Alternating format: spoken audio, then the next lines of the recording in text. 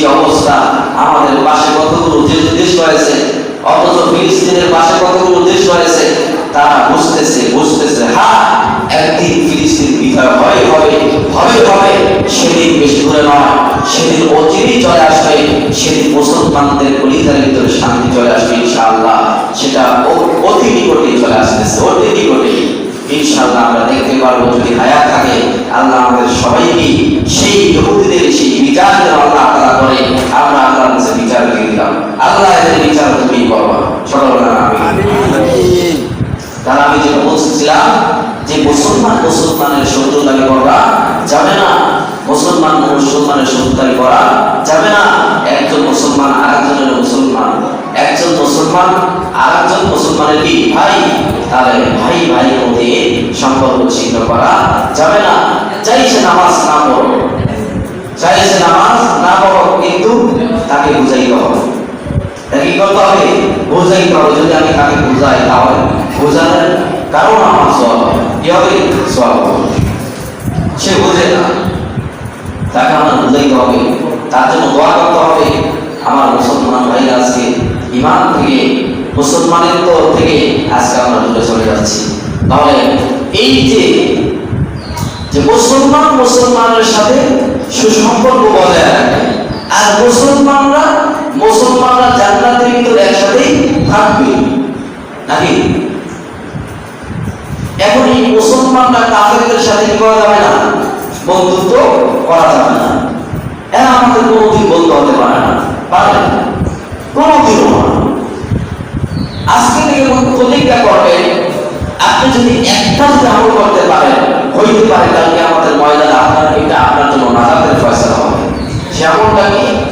ইহুদিদের যে সমস্ত বর্ণগুলো আছে, এই বর্ণগুলো আপনি বর্জন করবেন।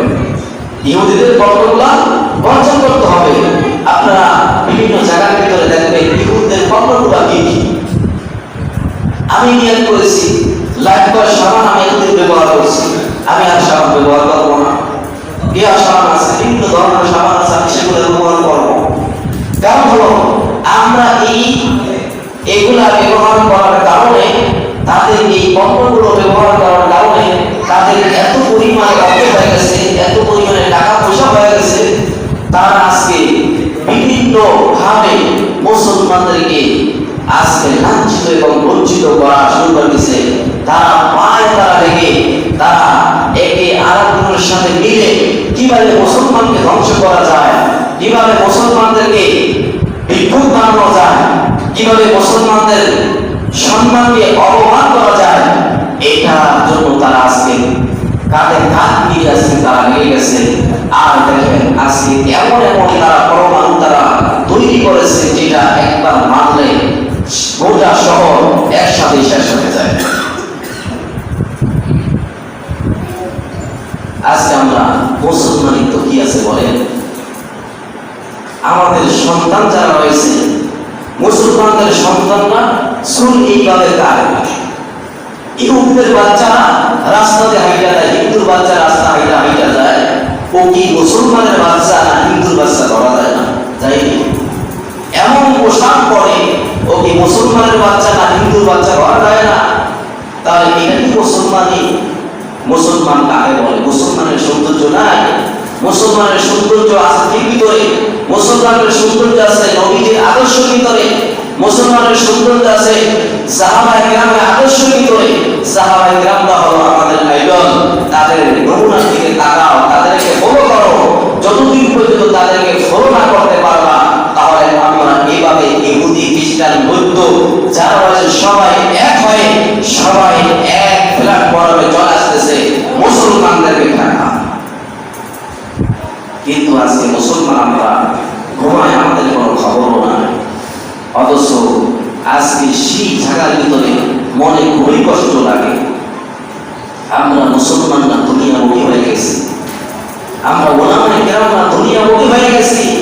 ওলামায়ে কেরামরা আজকে তাদের সাথে মহব্বত নাই, এক আলেম আর আলেমের শত্রু হয়ে গেছি, এক ওলি আর ওলি শত্রু হয়ে গেছি, এক মূর্তি আর মূর্তির শত্রু হয়ে গেছি। এইভাবে যদি চলতে থাকে ভাই, তাহলে আমাদের অবস্থা খুবই করুণ হয়ে যাবে। এই জন্য আমরা সবাইকে বুঝে শোনায়া আমরা যাতে করে আমাদের মুসলমানিত্ব যাতে করে টিকে রাখা যায়, এইভাবে আমরা কি করবো, কাজ করে যাবে ইনশাআল্লাহ।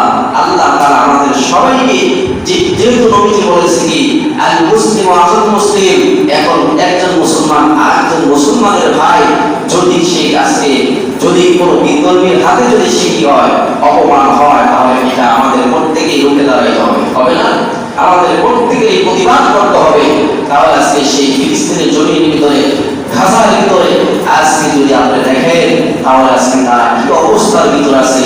রমজান মাসে সাহারি খাইতে উঠছে, তারা সেখানে ক্ষমা বিক্রি করে আমার মুসলমান ভাইদেরকে শেষ করে দিয়েছে। মুসলমান আজকে শিশুদেরকে শেষ করে দিয়েছে। ছোট ছোট বাচ্চাদের আজকে তাদের দেহগুলা ক্ষত বিগত হয় বিভিন্ন জায়গার ভিতরে সৃষ্টি করা আছে। আমরা দেখে কেমনে সহ্য করতে পারি? আর এই কারণে কাল কঠিন ময়দানে আসলে আল্লাহ তাআলা আমাদের প্রত্যেকেরই জবাব দিতে হবে, তাদের জন্য তোমরা কি করেছো। সেই অবস্থাটা যদি আমার দেশে হতো তাহলে কি অবস্থা হবে? এই জন্য ভাইরা, মুসলমান কারে বলি? আল্লাহর হুকুম নবীর তরিকা অনুযায়ী যারা চলবে তাদের কিন্তু মুসলমান বলে নাকি? এই আল্লাহর হুকুম নবীর তরিকা আমাদের ভিতরে না থাকার কারণে, ঈমান দুর্বল হওয়ার কারণে আমরা যদি লক্ষ মুসলমান হই, আমাদের ঈমান দুর্বলতার কারণে আমরা তাদের কাছে আজকে বেঁচে যাইতেছি। যদি একজন পাক্কা ঈমানদারদের হইতাম, সেই ওমরের মতো যদি ঈমানদার হইতাম, আবু বকরের মতো যদি ঈমানদার হইতাম, সেই ওসমানের মতো যদি ঈমানদার হইতাম, তাহলে একজন ওমরের দ্বারাই পুরো দেশ শাসন করা যাইত। এরকম একজন মানুষ আমাদের সমাজের ভিতরে আল্লাহ তাআলা তৈরি করতে সর্বদা আমিন। কথাও পাওয়া যায় না, কথাও বলতে পারি না, বহু সমস্যা, নামাজ পড়তে আসি না, আল্লাহ তাআলা যে বিধান দিয়েছে বিধান আমরা মানি না, এই বিধান আমাদের কাছে ভালো লাগে না। কিন্তু এরকম করতে করতে করতে করতে এমন একটা সময় আসবে, আমিও বলবো না, আপনিও বলবেন না, না বলতে না বলতে এমন একটা সময় আসবে, ছেলে মাকে চিনবে না, মা ছেলেকে চিনবে না, বাবা ছেলেকে চিনবে না, ছেলে বাবাকে চিনবে না, এমন একটা সময় চলে আসবে। এই জন্য কিয়ামত পর্যন্ত দাওয়াতি কাজ, দাওয়াতি দ্বীনি কাজ, দ্বীনের দাওয়াত আমাদের সবাইকে দিয়ে দিতে হবে। এত এত আজকে দাওয়াত দেওয়া হইতেছে, এত ওয়াজ মাহফিল হইতেছে, তারপর মানুষ পরিবর্তন আসে না। যখন এগুলো বন্ধ হয়ে যাবে, পুরা মানুষগুলো অন্ধকারের ভিতরে ডুবে যাবে, ঠিক না?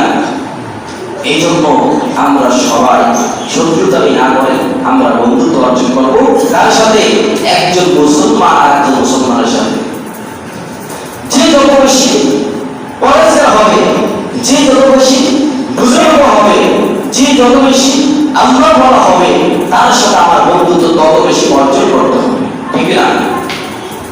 যে যত বেশি নবীর কি হবে, দুশ্মন হবে, যে যত বেশি শয়তানের অনুসরণ করবে, তার সাথে আমার দুশ্মনী তত বেশি লেগে থাকতে হবে, কারণ সে আমার বন্ধু হতে পারে না।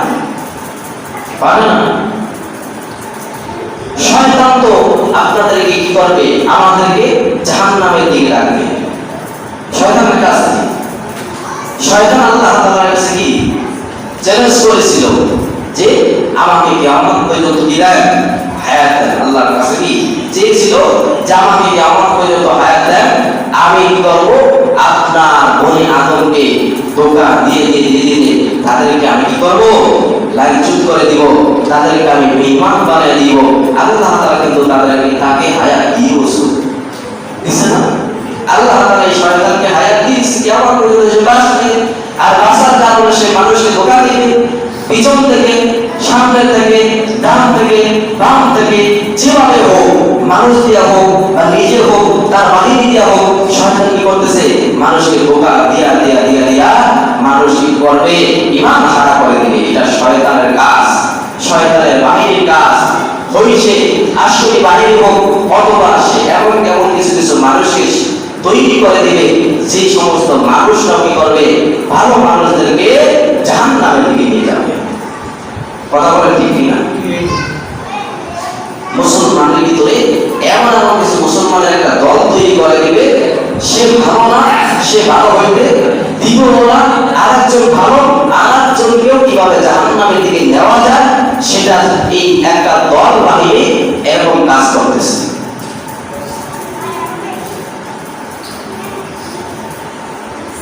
আল্লাহ রাসূল সাল্লাল্লাহু আলাইহি ওয়াসাল্লাম বলেন কি, যে আপনাকে হায়াত দেওয়া হলো ঠিক আছে, কিন্তু ওই সমস্ত বান্দাদেরকে আপনি ধোঁকা দিতে পারবেন না যে সমস্ত বান্দারা আল্লাহ এবং আল্লাহ রাসূল এই দ্বীনের উপরে প্রতিষ্ঠিত হয়ে থাকবে, এদেরকে কোনোদিন আপনি ধোঁকা দিতে পারবা না।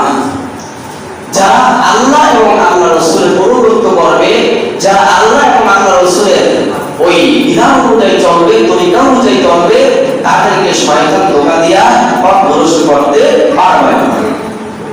আর যারা আল্লাহ এবং আল্লাহ রাসূলের তরিকা অনুযায়ী চলবে না, যারা দ্বীন ইসলাম নিয়ে চলবে না, যারা ইসলাম ধর্ম নিয়ে চলবে না, তাদেরকে ধোঁকা দিয়ে শয়তান পথভ্রষ্ট করে তাদেরকে জাহান্নামের দিকে নিয়ে যাবে। তাহলে আজকে আমরা বুঝলাম যে আমরা বন্ধুত্ব করবো কার সাথে? যার যত বেশি আমল আছে, যার যত বেশি ইবাদত আছে, যে যত বুজুর্গ, তার সাথে আমার বন্ধুত্ব হবে তত ঘনিষ্ঠ। ঠিক আছে কিনা? যে যতই পরেজগার, তার সাথে তত বেশি আমাকে বন্ধুত্ব অর্জন করতে হবে।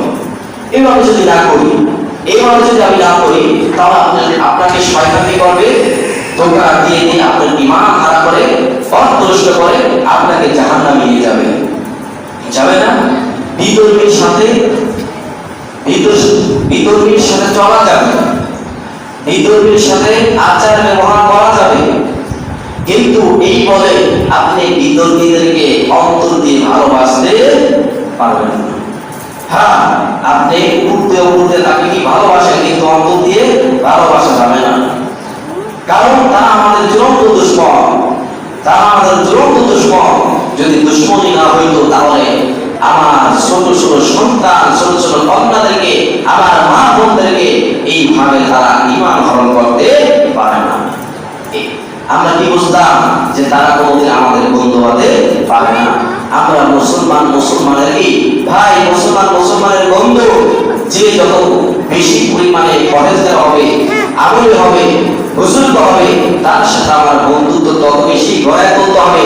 কারণ এর সাথে যদি আপনি চলাফেরা না করেন, আপনি যদি বিধর্মীদের অনুসরণ করেন, বিধর্মীদের চালচলন করেন, বিধর্মীদের আপনাকে সহযোগিতা করেন, তাহলে আপনার বিধর্মীর সাথে কি কাল কিয়ামতের ময়দানে, হাসরের ময়দানে উঠবেন, তাহলে সেদিন মুমিনের কাতারে আপনি উঠতে পারবেন না। তাহলে বিধর্মীদের আল্লাহ তাআলা সেই কিয়ামতের দিন আল্লাহ তাআলা জাহান্নামের ভিতরে এইভাবে নিক্ষেপ করবে। কিভাবে জানেন? যেভাবে আমরা লাকড়ি কি করি, লাকড়ি গুলো একটার উপরে আরেকটার উপরে আরেকটা, এগুলা কি করি আমরা? গাছ বাঁধি না? পায়দা কি করি? এই লাকড়ি গুলো রাখি।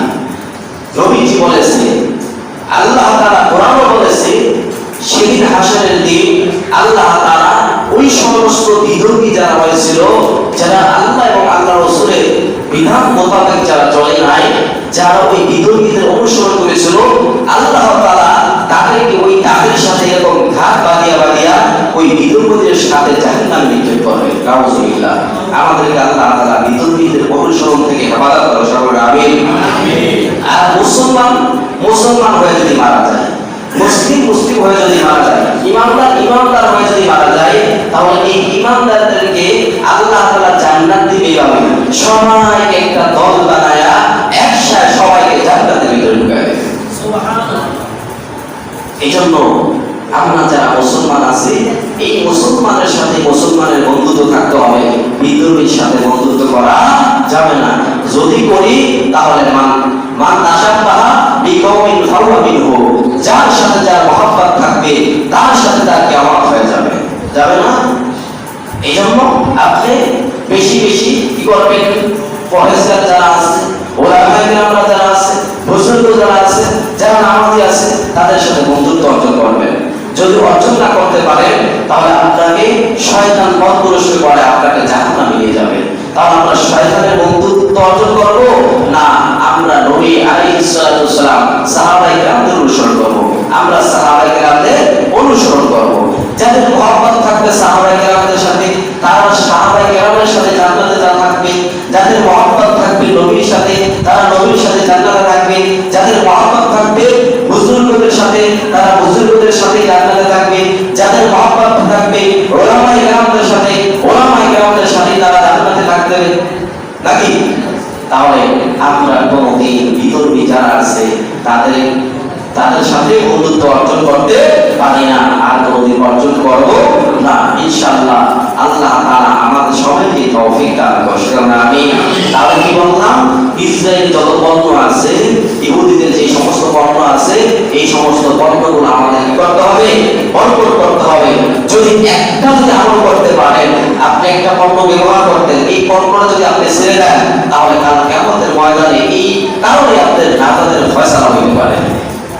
একটা পণ্য আপনি ছেড়ে দেন, একটা পণ্য আপনি ছেড়ে দেন, কারণ হলো এই এরা আছে, এই পরিমাণ এইভাবে তারা আগাইতেছে, তাদের অর্থনৈতিক দিকটা খুবই সবল। এই কারণেই তো আজকে তারা এইভাবে বিভিন্ন রাষ্ট্র থেকে হুমকি দেয়, এইভাবে সৌদিকে হুমকি দেয়, ইরানকে হুমকি দেয়। হুমকিতে কিছু করতে পারবে না যদি আমরা তাদেরকে করি, আমরা তাদেরকে বঞ্চিত করি। আর আমরা যদি তাদেরকে বহিষ্কার করি দিক থেকে, পণ্য থেকে, তাহলে তারা দেখবেন আস্তে আস্তে মুসলিমদেরকে জিততে পারবে না, মুসলিমদেরকে জিততে পারবে ইনশাআল্লাহ। ইরান থেকে হুমকা দিছে, সৌদি থেকে হুমকা দিছে, বিভিন্ন রাষ্ট্রের থেকে হুমকা দিছে, কিন্তু ওরা একদিন বুঝতে পারবে, ওরা এখনো বোঝে নাই, বোঝার সময় কিন্তু ওদের অচিরেই চলে আসে না ইনশাআল্লাহ।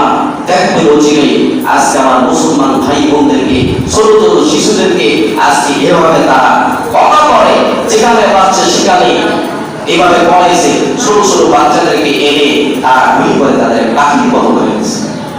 আল্লাহ তাআলা ওদেরকে হিদায়াত দান করুন। তাহলে আমরা কি আজকে আলোচনায় কি বলতাম, যে মুসলমানের শত্রুতা করা যাবে না, মুসলমানের সাথে কি বন্ধুত্ব স্থাপন করে দিতে হবে না। এটা আমাদের ঐতিহ্য, এটা আমাদের কর্তব্য।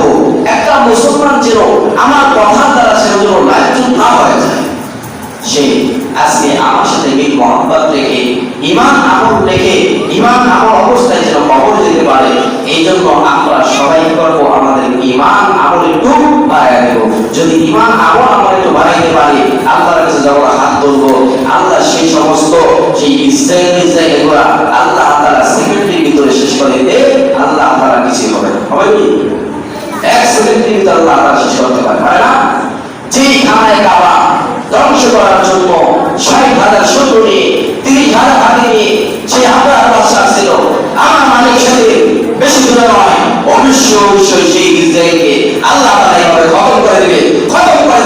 এর ভিতরে কোনো সন্দেহ নাই। জোরে ঠিক কিনা?